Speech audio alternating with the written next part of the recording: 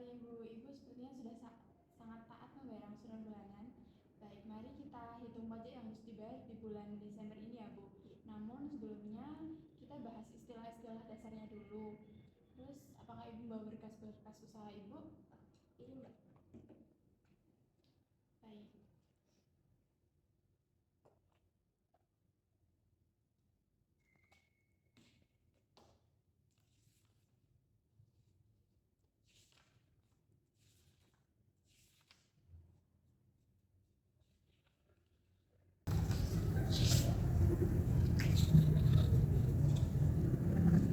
Baik, untuk perhitungannya kita akan menghitung neto usaha Ibu dulu.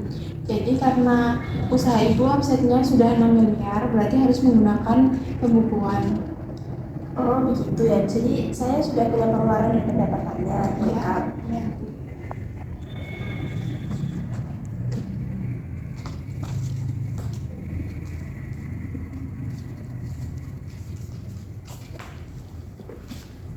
Jadi untuk pembukuannya itu kita juga harus tahu mana pengeluaran deduktibelnya dan pengeluaran non deduktibelnya Ibu. Maksudnya deduktibel dan non deduktibel itu apa ya? Jadi ini deduktibel itu adalah pengeluaran yang dapat dikurangkan dari penghasilan. Tapi penghasilan itu yang berkaitan dengan usahanya langsung, misalnya seperti sewa, terus gaji pegawai, biaya listrik dan air, barang dagangan atau modal, atau promosi. Kemudian untuk non deduktibel ini biasanya lebih ke pengeluaran pribadi yang nggak bisa dikurangkan. Jadi seperti biaya makan, biaya pribadi, liburan keluarga, dan lain-lain gitu. Jadi saya harus memisahkan antara untuk usaha dan untuk pribadi gitu ya? Betul sekali. Nah ini tuh penting perhitungannya agar pajaknya itu adil dan akurat.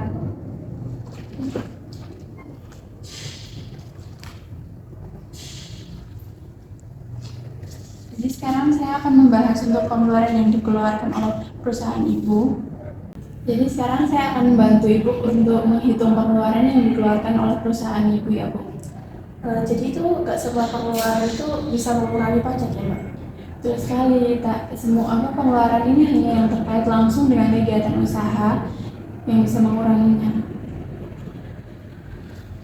Jadi saya sekarang akan membantu Ibu untuk menghitung perhitungan pajaknya.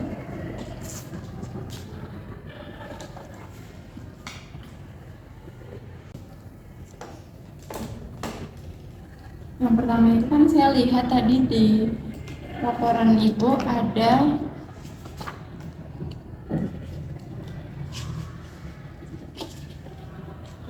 penghasilannya itu sebesar 6 miliar ya Bu.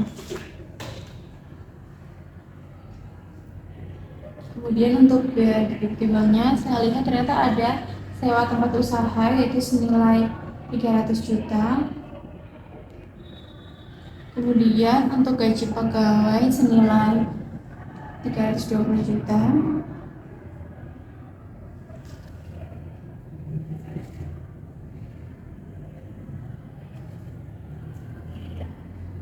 Kemudian untuk biaya listrik dan air itu senilai 180 juta.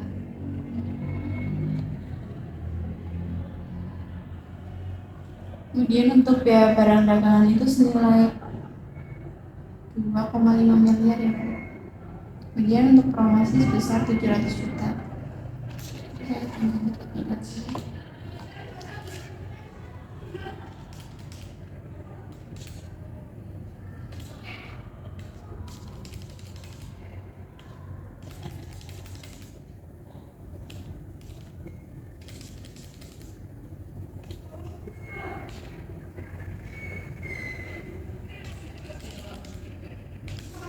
Jadi untuk total biaya deduktibelnya ini senilai 4 miliar ya Bu. Kemudian untuk biaya non deduktibelnya itu tidak termasuk di perhitungan, jadi hanya mengurangi penghasilan neto, hanya menghitung penghasilan neto Ibu dikurangi dengan biaya deduktibel saja. Terus yang non deduktibel itu kan saya ada makan itu sekitar 240 jutaan gitu. Terus ada liburan keluarga, kalau nggak salah sekitar 200 jutaan. Itu nggak dihitung ya? Itu nanti saya akan tambahkan di bagian informasi saja. Jadi tidak perlu dikurangkan dari pendapatan. Jadi tetap netonya senilai 2 miliar seperti itu. Saya akan tambahkan informasi.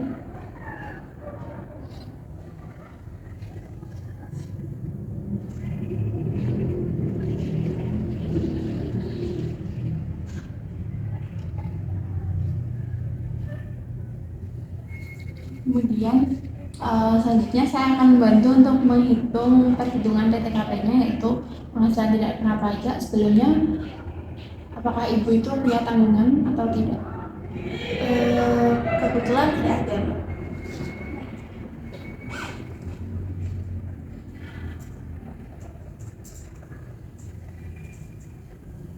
Jadi karena ibu belum nikah dan tidak punya tanggungan, maka ibu itu tergolong TK 0 dan PTKP-nya itu sebesar 54 juta. Jadi untuk penghasilan kena pajaknya itu, penghasilannya itu dikurangi dengan PTKP senilai 45 juta. Jadi kan penghasilan itunya tadi 2M, yaitu pengurangan dari pendapatan bruto dikurangi dengan penghasilan neto. Dikurangi dengan biaya pribadi senilai 2M dikurangi dengan PTKP senilai 54 juta.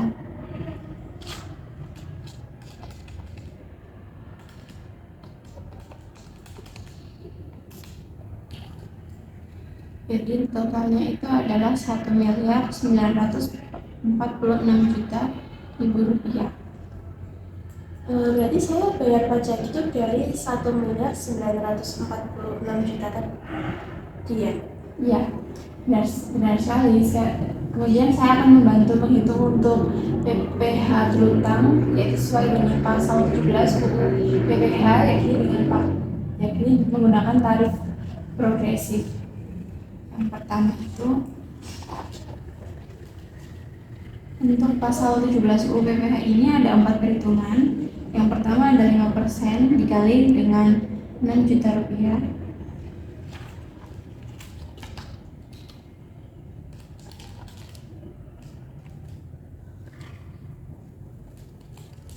Ini 3 juta. Kemudian untuk 15%-nya kita kali dengan 190 juta.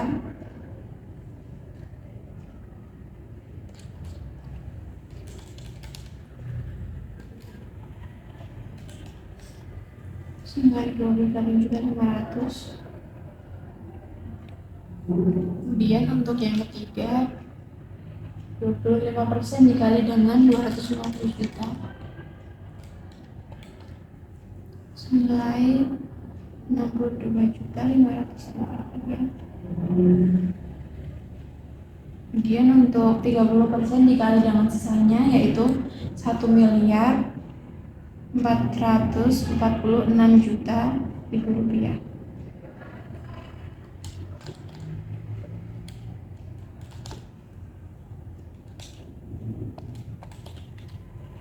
Itu senilai 433.800.000 rupiah.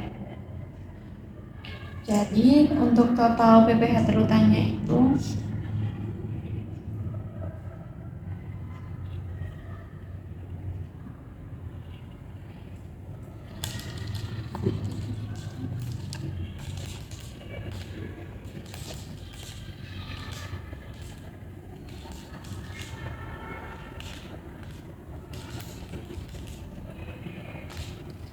untuk total PPh terutangnya itu ada di 527.800.000 rupiah.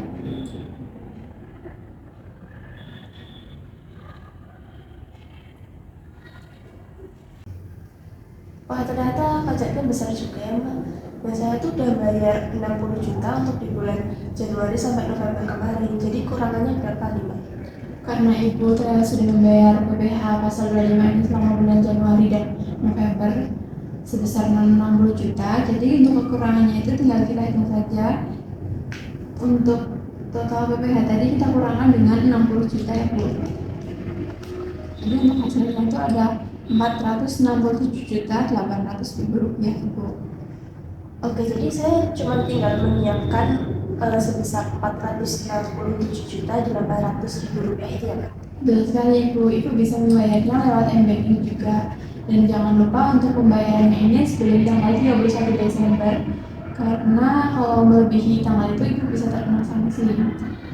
Terima kasih ya Mbak atas penjelasannya dan juga informasinya. Saya jadi lebih paham soal pengeluaran usaha dan juga perhitungan pajaknya. Baik, untuk perhitungannya saya akan serahkan kepada Ibu.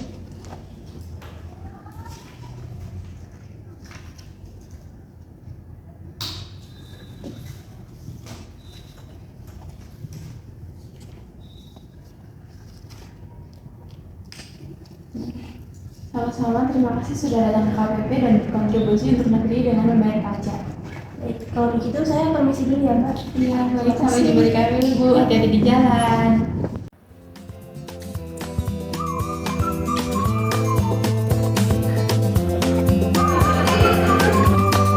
Selamat siang Ibu, ada yang bisa saya bantu?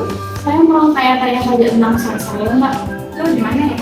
Untuk penjelasan lebih lanjut bisa ke tempat pelayanan. Baik, silakan masuk. Mbak,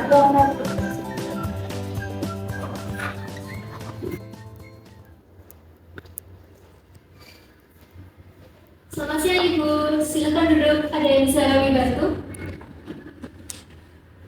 kan Mbak, jadi gini Mbak, saya kan baru memulai usaha restoran fast food. Nah, saya tuh pengen tahu bagaimana sih perhitungan pajak yang harus saya bayar sesuai dengan ketentuan terbaru. Oke, baik, kami akan bantu menjelaskan dan menghitungnya ya Bu.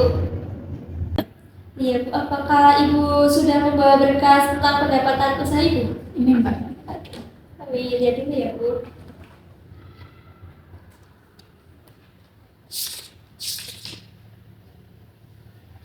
Oke, jadi kami akan bantu menjelaskan lebih dahulu. Jadi menurut Undang-Undang Harmonisasi Peraturan Perpajakan atau UHPP tahun 2021, pelaku usaha UMKM dengan omset di bawah 4,8 miliar per tahun dapat memilih skema pajak final 0,5% dari omset bruto. Jadi karena usaha Ibu ini termasuk UMKM dan baru mulai saja ya, maka pajaknya dapat dihitung dari omset bruto tanpa mengurangi biaya dan tarif pajaknya itu 0,5% ya Bu.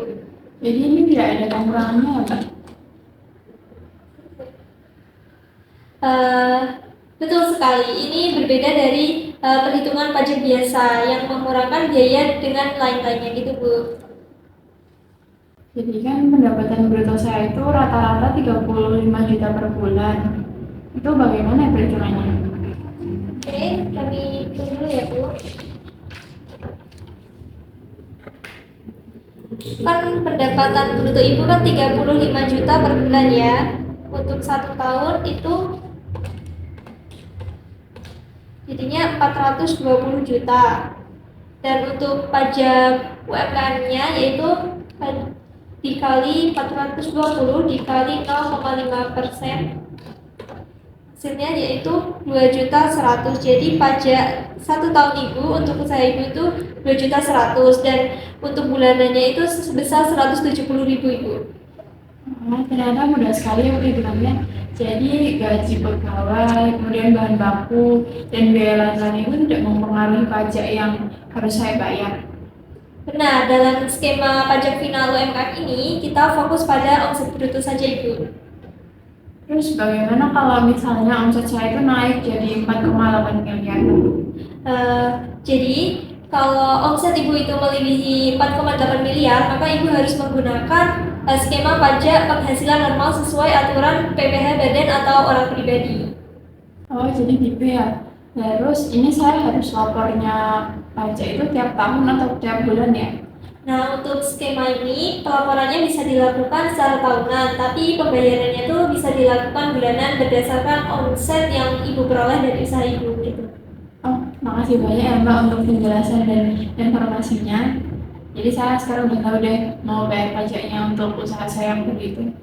Oh ya, sekedar mengingatkan ya Bu, untuk batas waktu pembayaran pajak penghasilan final UMKM ini paling lambat tanggal 15 bulan berikutnya. Ini untuk perhitungannya ya Bu.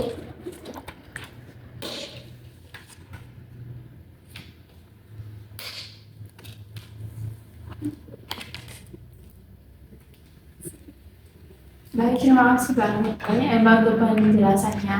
Jadi saya udah tahu untuk bayar pajak usaha saya. Terima kasih, saya mau pamit dulu.